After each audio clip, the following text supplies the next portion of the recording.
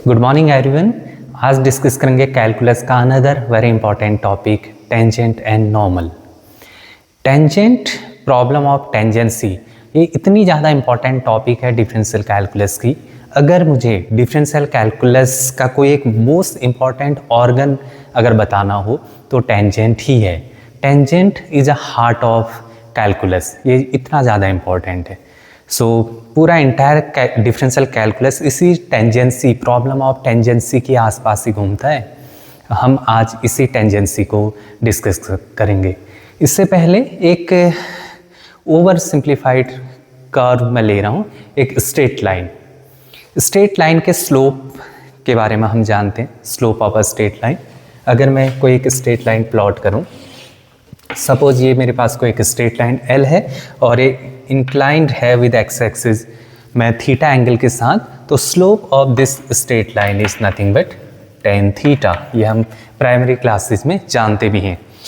ये जो कई बार थीटा के टर्म्स में चीज़ों को बताना इतना कन्वीनियंट नहीं रहता है, तो इसलिए स्लोप ज़्यादा बेटर टर्म है जिसकी हेल्प से हम इस लाइन की इंक्लाइनेशन, इसके झुकाव को हम बता पाते हैं।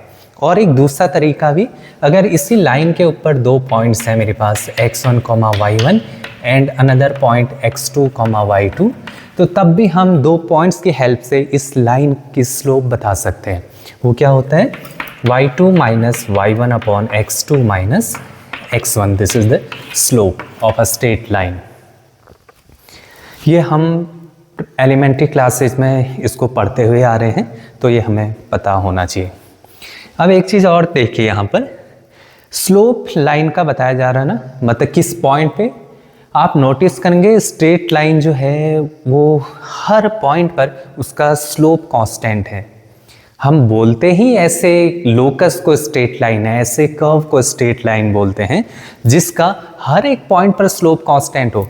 तो किसी भी पॉइंट्स पर आप देखो स्लोप आपको कांस्टेंट ही नज़र आएगा। सो स्ट्रेट लाइन के स्लोप के बारे में इस तरीके का डिस्कशन होता है, काफ़ी आसान सा डिस्कशन है। My question is what about random curve? कोई भी मेरे पास एक आर्बिट्ररी कर्व है, उसका स्लोप कैसे बताएंगे? जैसे ये मेरे पास एक कोई कर्व है, इसका स्लोप, तो इसलिए इसका स्लोप बताने के लिए मुझे कोई पॉइंट चाहिए होगा, किसी पॉइंट पे बताना पड़ेगा ना। लेट अस अज्यूम ये मेरे पास एक पॉइंट P है, यहाँ पर इसका स्लोप बताइए। अब आप क्या करोगे? तो इसी से इंस्पायर्ड होके ये बोला जाता है, इस पॉइंट P पर अगर किसी कर्व का स्लोप बताना है तो उस पॉइंट P पर आप एक टेंजेंट लाइन प्लॉट कर दीजिए, और उस टेंजेंट है मतलब एक स्ट्रेट लाइन है, उस स्ट्रेट लाइन का स्लोप बताइए। वही स्लोप इस कर्व का बोला जाएगा at a certain point P। Clear? तो इस आइडिया को हम यहाँ पर यूज में लेंगे। तो अल्टीमेटली किसी कर्व का स्लोप हमारे लिए बहुत ज़्यादा इंपॉर्टेंट होता है। कोई आर्बिट्ररी कर्व है, क्यों? क्योंकि स्लोप क्या बताता है? उस कर्व के बारे में ये बताता है कि उसमें क्या ढलान है, उसकी डायरेक्शन क्या हो रही है, मतलब उसमें किस रेट से चेंज आ रहा है, उसके स्लोप में क्या चेंज आ रहा है, वो किस डायरेक्शन में चेंज हो रहा है, ये हमें बताता है कोई कर्व का किसी पर्टिकुलर पॉइंट पर स्लोप। तो ये जो स्लोप है ये हमारे लिए काफ़ी इंपॉर्टेंट होता है। लेकिन ये स्लोप बताया जाएगा तो किसकी हेल्प से बताया जा रहा है स्लोप में मैं कर्व के स्लोप पर मैं कॉमेंट कैसे कर पा रहा हूँ? कर्व का स्लोप में मैं कॉमेंट एक टेंजेंट की हेल्प से कर पा रहा हूँ। इसीलिए ये जो टेंजेंट है हमारे लिए बहुत ज़्यादा इंपॉर्टेंट हो जाता है।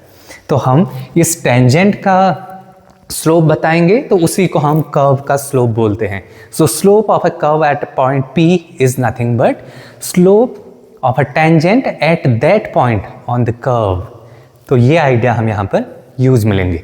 तो ये जो टेंजेंसी है, ये जो टेंजेंट है, ये हमारे लिए बहुत ज़्यादा इंपॉर्टेंट है। तो हम इसी का यूज आज करने वाले हैं। इसी टेंजेंट की इक्वेशन, इसी का बिहेवियर हम आज की क्लास में स्टडी करेंगे।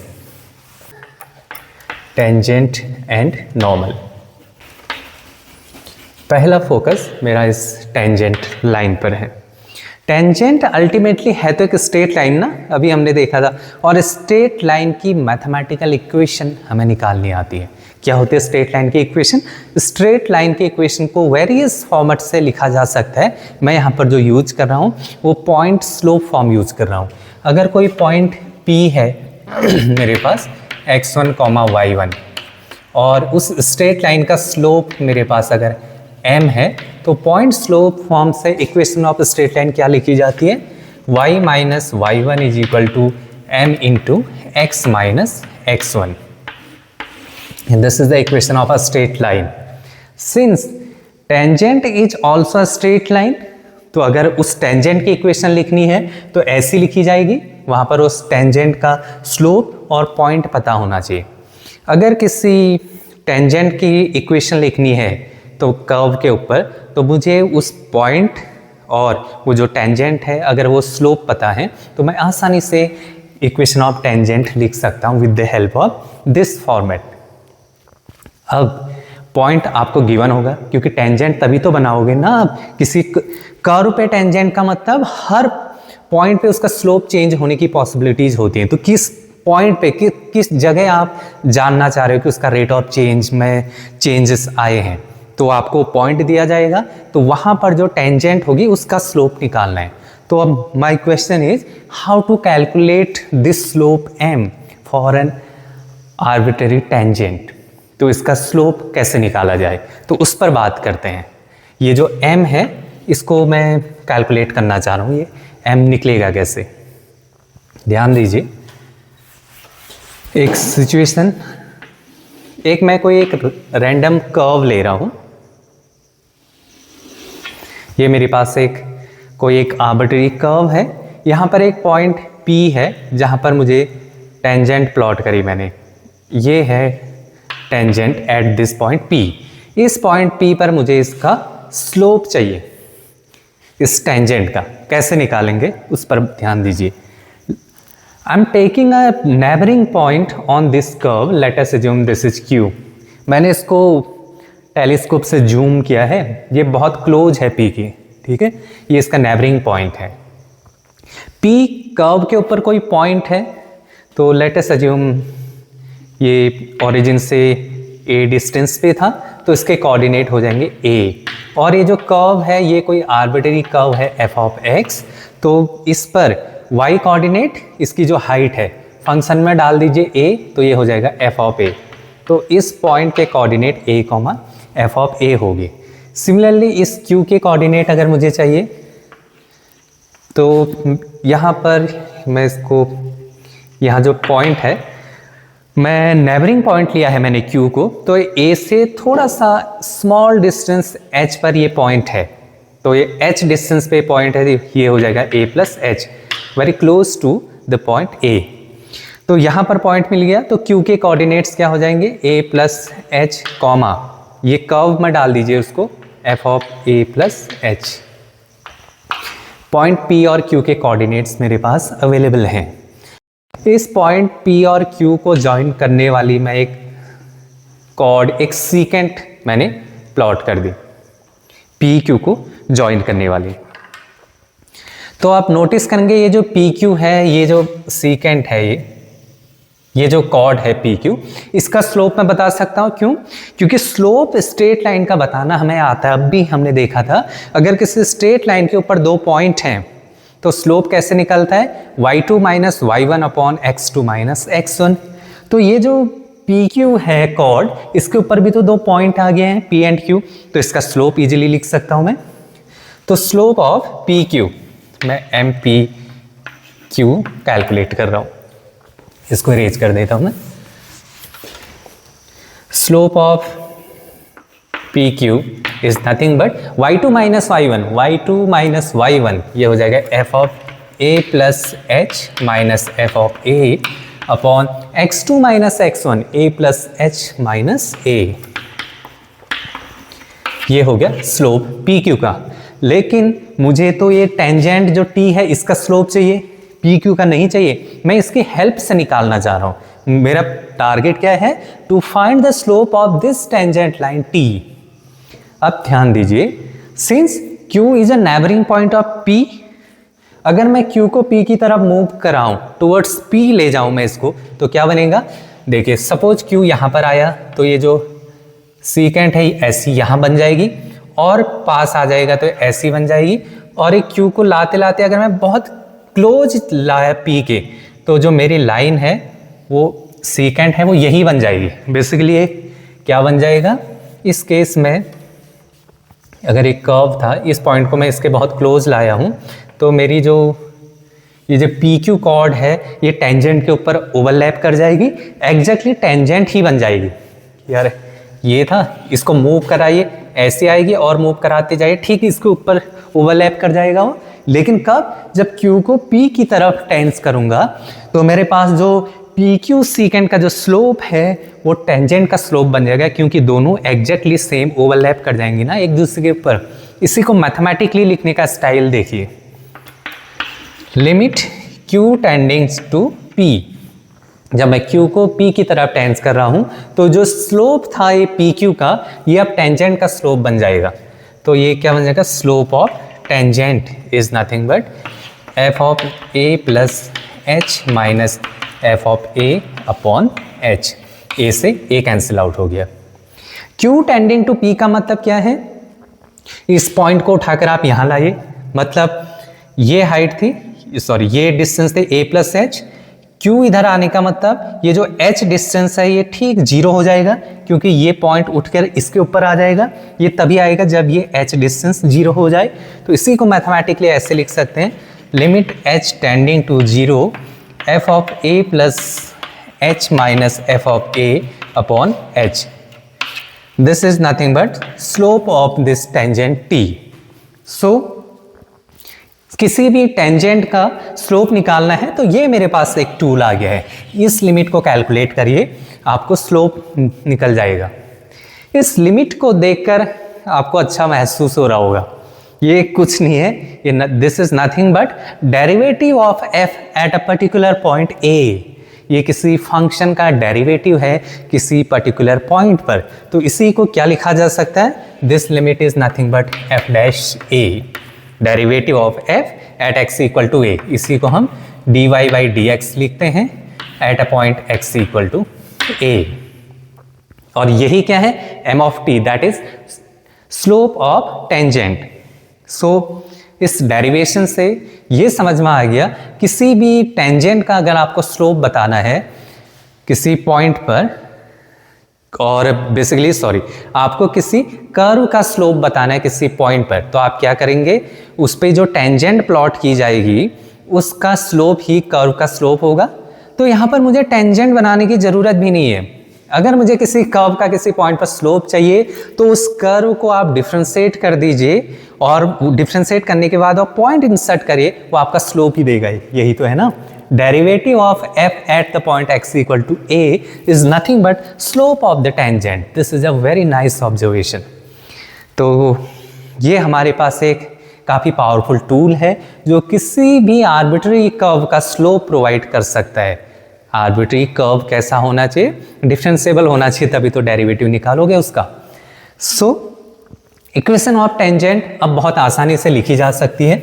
अभी हमने डिस्कस करा था इक्वेशन ऑफ टेंजेंट लिखनी है किसी पर्टिकुलर पॉइंट पे। Equation of tangent point P चाहिए मुझे, सपोज पॉइंट पी है x1, y1 और स्लोप m आ गया है, वो कैसे निकल रहा है, dy by d x at x equal to a। किसी पॉइंट पर अगर आपको स्लोप भी पता है with the help of derivative, अब स्लोप हम बहुत आसानी से एक लाइन में निकाल सकते हैं, तो इक्वेशन ऑफ टेंजेंट भी आसानी से लिखी जा सकती है। सो equation of tangent is nothing but y minus y1 is equal to slope of tangent mt into x minus point x1। ये हमारे पास इक्वेशन आ गई, equation of tangent. Another equation of normal, एक टेंजेंट एंड नॉर्मल टॉपिक चल रहा है।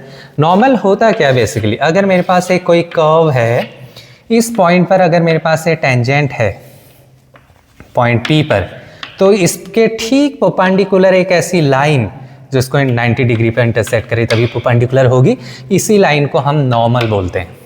अगर ये tangent है तो उसके परपेंडिकुलर लाइन को हमेशा नॉर्मल बोला जाता है।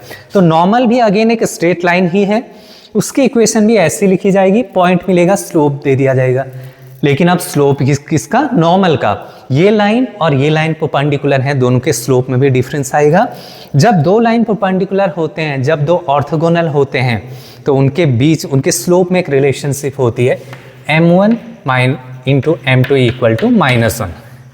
एक लाइन टेंजेंट है, उसका स्लोप, दूसरी लाइन नॉर्मल है, उसका स्लोप, दोनों का प्रोडक्ट -1। तो यहाँ से स्लोप ऑफ नॉर्मल आ जाएगा -1 अपॉन स्लोप ऑफ टेंजेंट।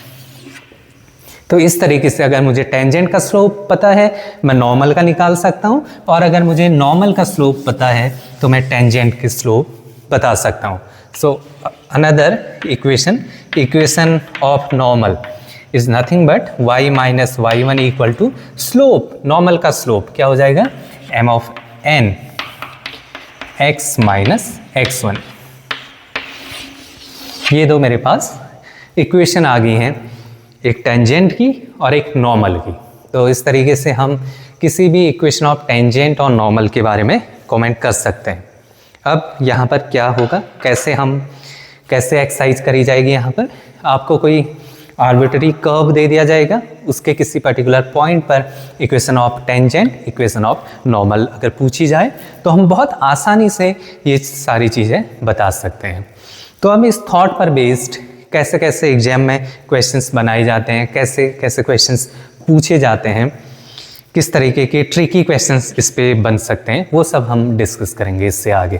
तो कंसेप्चुअल क्लैरिटी के लिए इतना सफिशिएंट है इसमें। इसके बाद हम कुछ प्रैक्टिस करते हैं, कुछ एग्जाम्पल्स की हेल्प से इस कंसेप्ट को थोड़ा सा बूस्ट करने की कोशिश करेंगे। ये क्वेश्चन है, एक कर्व दे दिया है, उसके ऊपर किसी पॉइंट पर equation of tangent and equation of normal पूछी गई है। वेरी सिंपल, कर्व दिया है तो सबसे पहले आप इक्वेशन ऑफ टेंजेंट निकालेंगे तो स्लोप भी पता होना चाहिए। तो स्लोप ऑफ टेंजेंट ये कैलकुलेट कर लेते हैं। ये कैसे निकलेगा?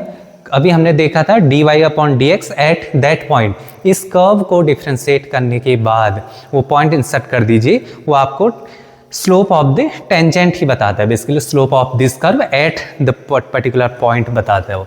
तो इसको डिफ्रेंशिएट करिए, ये हो जाएगा आपका dy by dx at point है x equal to -2 equal to differentiate करेंगे 2x plus 3 at x equal to -2 डाल दीजिए इसमें, -4 plus 1 that is -1। Equation point पता है, स्लोप पता चल गया किसका? टेंजेंट का। तो मैं इक्वेशन ऑफ टेंजेंट लिख सकता हूँ। सिंस नॉर्मल भी पूछिए तो नॉर्मल का भी स्लोप निकाल कर रख दीजिए साइड में। क्या होता है? -1 upon this slope, -1 upon 1 that is +1। Simply ये होता ना m of normal, m of tangent is equal to -1 का प्रोडक्ट -1 होता है। तो इस रिलेशन से मैंने डायरेक्ट ये निकाल दिया। So equation of tangent is nothing but y minus y1। Point क्या है? y1 0 है, equal to slope for tangent -1 into x minus point है -2, तो माइनस ऑफ माइनस प्लस हो जाएगा। तो ये हो गया y is equal to -x minus 2। So x minus x plus y is equal to -2। This is the equation of tangent. Very simple. Equation of normal भी आप निकाल सकते हो। Equation of normal y minus y1 that is 0 is equal to slope of normal is nothing but 1 into x minus of 2 plus 2। ये होगी आपकी equation of normal. तो इस तरीके से ये दो इक्वेशन कैलकुलेट की जा सकती हैं। ये बहुत ही ओवर सिंप्लीफाइड प्रॉब्लम है इस चैप्टर का। ऐसे क्वेश्चंस इस एग्जाम में नहीं पूछे जाते आज की डेट में, कुछ है ही नहीं उसमें पूछने लायक, थोड़ा सा घुमाया जाएगा इसमें, ठीक है। तो हम थोड़ा सा और धीरे धीरे लेवल देखेंगे कि एग्जाम में कैसे क्वेश्चंस पूछ दिए जाते हैं। ऐसे स्ट्रेट फॉरवर्ड क्वेश्चंस आज के डेट में एग्जाम में, कॉम्पिटिटिव एग्जाम में नहीं पूछे जाते हैं। एक फंक्शन और देखिए, थोड़ा सा बढ़िया फंक्शन ले रहा हूँ मैं अभी। इक्वेशन ऑफ टेंजेंट कैलकुलेट करनी है आपको। Find the equation of tangent to the curve y is equal to mod of x minus mod of x at x equal to -2। -2 पे बताना है इसका टेंजेंट, इस equation of tangent. Equation of tangent कैसे बताएंगे? -2 पर कर्व के ऊपर पहले मुझे कर्व का स्लोप चाहिए और पॉइंट निकालेंगे। x तो दिया है, y में डाल के x, y भी निकल जाएगा। पॉइंट और स्लोप पता चल गए, इक्वेशन ऑफ टेंजेंट लिखी जा सकती है। लेकिन स्लोप निकालने के लिए आप नोटिस कर पा रहे हो हम क्या टूल का यूज कर रहे हैं? डेरिवेट कर रहे हैं कर्व को एट अ सर्टेन पॉइंट जहां पर पूछा गया है। इसको डेरिवेट कर कर देखिए जरा, डबल मॉड्यूलस, मतलब मल्टीपल केसेस बनेंगे इसमें, तब जाके पहले मॉड हटेगा।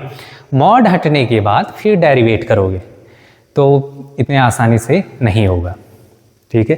लेकिन फिर भी क्वेश्चंस पर थोड़ा सा फोकस करेंगे तो इसको हम, उसने पूछा कहाँ पर है? इस पॉइंट पर पूछा ना, तो मुझे टेंजेंसी पॉइंट पर चाहिए, तो स्लोप मतलब उस पॉइंट पर चाहिए कर्व के ऊपर, तो मैं उसी के आसपास देखता हूँ। फंक्शन को पूरे आर पर एनालिसिस क्यों करूँ? जहाँ पूछा है उसी नेबरहुड पे देख लिया जाए उसका बिहेवियर, क्योंकि टेंजेंट उसी पॉइंट के ऊपर तो बनेगा, पूरे आर पर तो नहीं बनाना हमने ना, हर एक पॉइंट पे नहीं बनाना है। तो इसी पॉइंट पर मैं इसको, इसका बिहेवियर टेस्ट करता हूँ। तो ये हो जाएगा y is equal to, focus करेंगे आप, ये है आपका -2, यहाँ पर डलेगा फंक्शन को मैं थोड़ा सा चेंज कर रहा हूँ, x² करिए इसको, ठीक है। अब ये थोड़ा सा बेटर क्वेश्चन है। x इक्वल टू -2 डालिए, यहाँ पर डालेंगे स्क्वायर है, ये कर देगा 4 माइनस, और ये डलेगा -2 तो ये कर देगा उसका मॉडुलस पॉजिटिव। ये तो पॉजिटिव ही रहना है, ये भी पॉजिटिव है, लेकिन ये क्वांटिटी बिगर है क्योंकि स्क्वायर है, ये इसको 4 करेगा और ये आपका 2 रहेगा। 4 - 2 मतलब बिगर क्वांटिटी में से स्मॉलर क्वांटिटी सब्ट्रैक्ट हो रही है। तो जब भी बिगर में से स्मॉलर सब्ट्रैक्ट होगा, आंसर हमेशा पॉजिटिव आना है।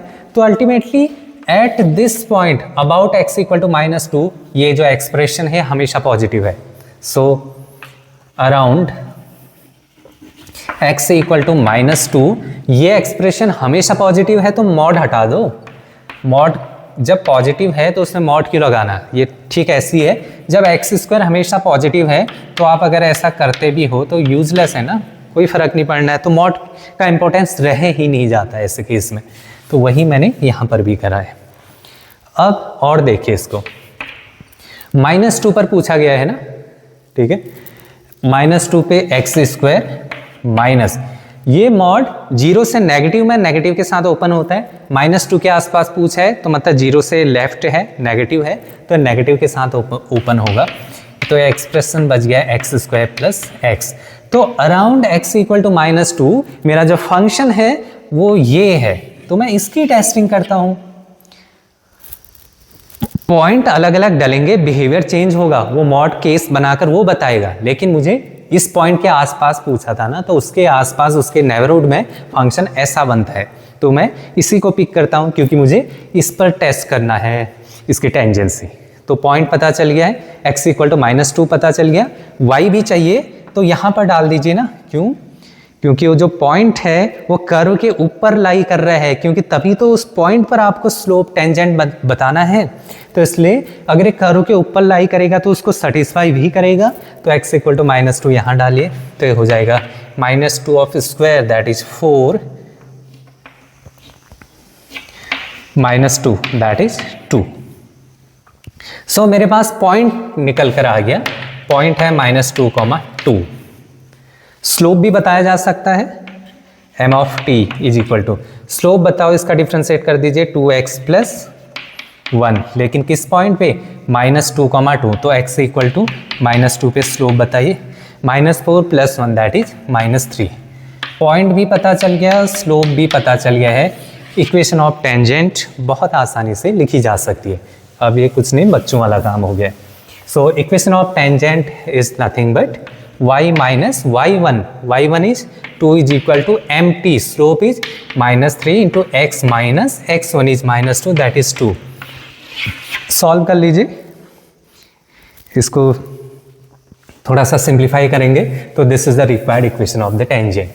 तो ऐसे भी कई बार एग्जाम में क्वेश्चंस पूछ दिए जाते हैं, वो खाली डराने के लिए ऐसा दिया जाता है, तो हमें पूरा उसको एक्सपैंड नहीं करना है, उस पॉइंट के नेबरहुड पर चीज़ों को चेक करना है, तो वहाँ पर हम ऐसे डिस्कशन कर सकते हैं।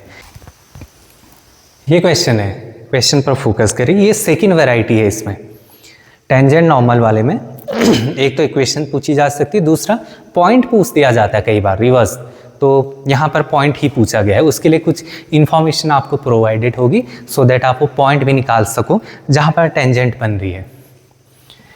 यहाँ पर वही पूछा है, the point at which the tangent to the curve is parallel to the x axis. तो पॉइंट बताना, इन्फॉर्मेशन क्या दी है, बोला उस कर्व पे जो टेंजेंट बनेगी वो पैरेलल टू एक्स एक्सिस होनी है, ऐसी टेंजेंट बननी है, ठीक है। तो एग्जैक्ट टेंजेंट नहीं दी है, उसका रेफरेंस दिया है किसी अनदर के साथ, तो कोई भी टेंजेंट बनेगी वो पैरेलल टू एक्स एक्सिस होगी। मुझे ये टेंजेंट चाहिए, ठीक है, फॉर एग्जांपल। अच्छा, इसी के अकॉर्डिंग ले लेता हूं, मुझे ये टेंजेंट चाहिए, सपोज इस इक्वेशन ये टेंजेंट चाहिए, उसने ये नहीं दिया, उसने बोला पैरेलल टू एक्स एक्सिस वाली जो टेंजेंट है ऐसी टेंजेंट है वो। पैरेलल टू एक्स एक्सिस मतलब उसका स्लोप 0, तो इस और दो टेंजेंट अगर पैरेलल हैं तो दोनों का स्लोप सेम होना चाहिए, तो गिवन टेंजेंट जो यहाँ पर टेंजेंट मिलेगी उसका स्लोप भी 0 होगा। तो ऐसे इंफॉर्मेशन बेसिकली, तो आपको टेंजेंट नहीं भी दिया है तो इनडायरेक्टली उसका स्लोप निकलने में हेल्प हो सकती है, जिससे ऐसी इंफॉर्मेशन आपको प्रोवाइडेड होगी। तो यहाँ पर जो रिक्वायर्ड टेंजेंट है मेरा, उसका स्लोप मुझे पता चल गया 0। क्यों? क्योंकि वो बोल रहा है टेंजेंट इस कर्व का कैसा है, पैरेलल टू एक्स एक्सिस है, तो दोनों का स्लोप सेम हो जाएगा। यस। सेकंड चीज, स्लोप मैं भी निकाल सकता हूँ इसका किसी पर्टिकुलर पॉइंट पे और दोनों को इक्वेट कर देंगे, ठीक है। तो स्लोप निकालिए, डिफ्रेंशिएट कर दीजिए उसको, 2y into d y by d x plus 2x minus 2 equal to 0। एक स्लोप मैं निकाल लेता हूँ इस इक्वेशन से, तो स्लोप निकाले यहाँ से, ये हो जाएगा d y by d x is equal to, ये इस साइड आएगा 2 माइनस 2x अपॉन 2y। एक स्लोप मैंने निकाल लिया है, एक स्लोप उसने दिया है, और दोनों उसी टेंजेंट के बारे में इंफॉर्मेशन दे रही है, तो दोनों इक्वल होंगे। तो ये स्लोप कुछ नहीं है, 0 है, उसने बोला है। ये स्लोप 0 है, मतलब ये एक्सप्रेशन 0 कब होगा, जब इसका न्यूमरेटर 0 होगा। तो this implies 2 minus 2x equal to 0। Solve करेंगे x इक्वल टू 1। एक पॉइंट तो मिल गया x इक्वल टू 1, उस पॉइंट का एक x कोऑर्डिनेट मिल गया है। अब y कोऑर्डिनेट चाहिए, सिंस वो जो पॉइंट है वो कर्व के ऊपर होगा तभी टेंजेंट बनेगा, तो ये जो पॉइंट है y पर डाल दीजिए, उसको सेटिस्फाई करेगा। जो कर्व है कर्व के ऊपर डालिए, सो वाई स्क्वायर प्लस x की जगह 1 डालिए, 1 माइनस 2 इक्वल टू 0, तो y square equal to 1, so y is equal to plus minus 1। तो पॉइंट्स क्या आगे, x आपका 1 था, 1,1 या फिर 1,-1, 2 पॉइंट्स मिले। जो ऑप्शन में है टिक कर लीजिए, 1,1 मेरे पास से यहाँ पर है ऑप्शन में, so option A is the correct answer. अगला क्वेश्चन देखिए,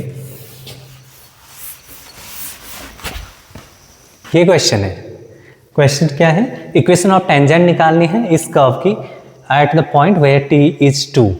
तो ये जो कर्व दिया है ये अभी पैरामीट्रिक फॉर्मेट में दिया है, सो पैरामीट्रिक डिफरेंशिएशन करके हम स्लोप निकाल लेंगे और पॉइंट की हेल्प से इक्वेशन ऑफ टेंजेंट हम कैलकुलेट कर सकते हैं। तो वेरी सिंपल, स्लोप निकाल लीजिए इसका, dy by d x equal to, slope कैसे निकलेगा पैरामीट्रिक में, dy upon d t upon d x upon d t, ऐसे कैलकुलेट करते हैं। t के रिस्पेक्ट में एक बार इसको डिफ्रेंशिएट करिए, अपॉन t के रिस्पेक्ट में इसको डिफ्रेंशिएट करिए, dy upon d T calculate ऐसे किया जाता है पैरामीट्रिक फॉर्मेट में।